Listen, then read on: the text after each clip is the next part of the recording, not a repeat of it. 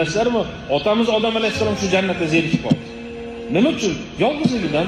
Ozgina keyin Alloh taolo Odam alayhissalomga juft halol momoqon yaratdi. Ya'ni bizni Alloh taolo shunday sanadiki, imtihon bu hammamizga beriladi. Kimdir ko'zi bilan aldanib ketadi, kimdir qo'li bilan, kimdir tili bilan, ayniqsa nomahramga yapotgisi kelib ketadi. Bo'ydagi bo'lsin, xotini bor bo'lsin, somonda o'tirgan bo'lsin, u bir tirikchilikka tegan bir qiz, hali osh tashiydi, choy tashiydi, yapotib ko'radi bizlar sekin. Bu bilmaydiki, olimlarning so'zi birodarlar, hadis emas. Bu zino qarz degan olimlar. Hadis emas bu. Hatto she'rlar qoldirishgan, man yazni fi qawmin bi alfi dirhami, kimki bir qavmning ichida 2000 dollarga deb tushuntiraylik.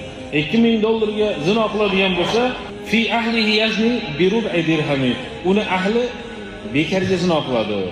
Yana davomida inna zina daynun idza aqratahu bilib qo'ygan zino bu qarzdir. Agar birovga qarz bergan bo'lsang, kana la wafa'u min ahli baytika fa'alami. Bilib qo'ygan uyini o'zingning uyingdan, ahli oilangdan bu zinokor chiqadi.